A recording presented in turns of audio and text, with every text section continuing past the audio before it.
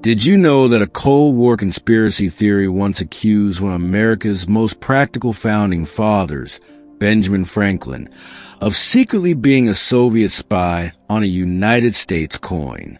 This particular silver half-dollar, minted from 1948 to 1963, was the last of its kind to be struck entirely in 90% silver for its full circulation run. It had its life cut tragically short. Welcome. Today we are looking at the Franklin half-dollar, a coin that truly represents post-war America. This series, though only minted for 15 years, is a fascinating piece of history. We will uncover the vision of a pioneering mint director, the classic American symbolism, that Cold War conspiracy theory, and why this series met an abrupt end, what controversial design choice was made on the coin's reverse, and how did a tiny eagle almost derail the entire project. The driving force behind this coin was Nellie Taylor Ross, the first woman to ever hold the position of mint director. She was a great admirer of Benjamin Franklin and believed his long-standing opposition to putting portraits on coins could be overlooked since he was not a president. She felt his wisdom and thrifty spirit were perfect ideals for post-war America. Her personal vision brought this coin to life. The task of designing the coin fell to the mint chief engraver, John Arsenic, who had designed the Roosevelt dime just a few years earlier. Sadly, he passed away in 1947 before the Franklin half-dollar design was fully completed. For his portrait of Franklin, Arsenic drew inspiration from a famous 1779 bust of Franklin created by the renowned French sculptor Jean-Antoine Adon. His assistant, Gilroy Roberts, who would later design the Kennedy half-dollar, completed the final work on the models. The obverse of the coin features a simple, right-facing bust of Benjamin Franklin. It is not a romanticized or idealized portrait. It is the image of a wise, approachable, and thoughtful man, which perfectly captures Franklin's character. The word liberty is inscribed above, "In God we trust" is below, and the date is to the right. It was a clean, modern design that broke from the tradition of using allegorical figures like liberty on the half-dollar. For the reverse, Arsenic chose one of the most powerful symbols of American freedom, the Liberty Bell. The bell is depicted in incredible detail, including its famous crack. To its right is the inscription E Pluribus Unum. The denomination half-dollar and United States of America encircled the rim. This was a bold choice, as it marked a significant departure from a heraldic eagle that had dominated the reverse of the half-dollar for over a century. Now, to answer our earlier question, there was a problem, a federal law. The Coinage Act of 1873 mandated that an eagle must appear on the reverse of all silver coins larger than a dime. To comply with the law, a very small eagle was added to the right of the bell. This addition was heavily criticized by the Commission of Fine Arts, which disliked the design in general. They mocked the crack in the bell, fear it would be subject to jokes, and called the tiny eagle puny and insignificant. The Treasury, however, ignored their objections and proceeded with the design. Shortly after its release, a bizarre rumor began to circulate.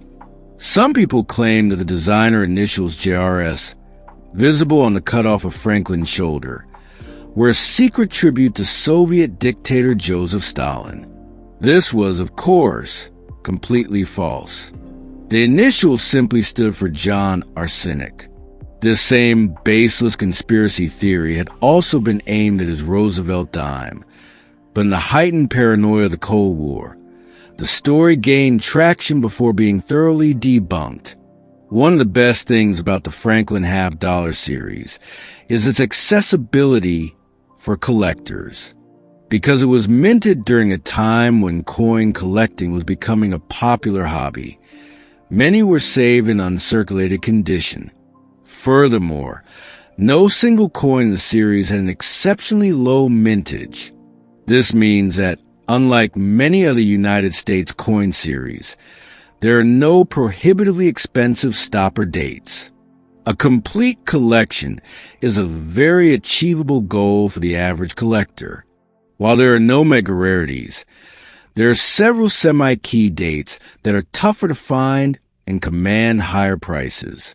These include the first year of issue, the 1948, the low mintage 1949S, the 1953, and the 1955, which has the lowest business strike mintage of the entire series at just 2.4 million coins. Each Franklin half dollar was struck in the standard composition of 90% silver and 10% copper. The coin weighed 12.5 grams, measured 30.6 millimeters in diameter, and featured reeded edges. If you are searching your coin for key dates or varieties, you will need to know where to find the mint mark. On the Franklin half dollar, the mint mark is located on the reverse, center above the wooden yoke of the Liberty Bell, just below the E in States. You'll find a D for the Denver Mint or an S for the San Francisco Mint. If there is no mint mark, it was produced in Philadelphia. The most famous and popular variety in the series is the 1955 Bugs Bunny. This was caused by a die clash, where the obverse and reverse dies struck each other without a coin in between. This left a small part of the eagle wing design impressed onto Franklin's face on the obverse die, resulting in a small die chip that makes it look like Franklin has buck teeth. It is a fun and valuable error that collectors love to hunt for. For the serious Franklin collector, the ultimate prize is a coin with full bell lines, or FBL. The horizontal lines at the bottom of the Liberty Bell were a high point of the design and were often struck weakly, appearing mushy or incomplete. A coin that exhibits strong, full, and uninterrupted lines is designated as FBL by grading services. These coins are far rarer than the mintage figures suggest and carry a significant premium, especially for tougher dates. The Franklin half-dollar series was scheduled to run until at least 1973 to complete its 25-year term. But on November 22, 1963, history intervened. The assassination of President John F. Kennedy sent the nation into mourning, and almost immediately, there was an overwhelming public and congressional demand to honor the fallen president on a circulating coin. The half dollar was seen as the most appropriate denomination for Kennedy. There was just one problem. The law required a coin design to be in place for 25 years before it could be changed. With the Franklin half only in its 15th year, a special act of Congress was required. Within weeks of the assassination, Congress passed legislation authorizing the creation of the Kennedy half dollar, pushing the Franklin half into an early retirement. Production ceased at the end of 1963. The replacement by the Kennedy half largely overshadowed Franklin's short career. The Kennedy design carried immediate emotional weight, capturing the grief of a nation and sparking immense public demand. The Franklin design, in contrast, never got the chance to inspire such strong sentiment during its own time. The Franklin half-dollar run may have been short, but its legacy is significant. It stands as a tribute to one of America's greatest thinkers, a product of our nation's first female mint director, and the very last coin series to be struck entirely in 90% silver for its full circulation run. It is a classic, accessible, and historically rich series that serves as a perfect snapshot of mid-century America. Today, many collectors have come to see Franklin halves as underappreciated classics. They are large, silver, historically significant, and feature one of the most famous Americans alongside one of the most iconic symbols of liberty. And thanks to the full bell line challenge, they offer depth and excitement for collectors of all levels. So, the Franklin half dollar stands as a fascinating transitional coin.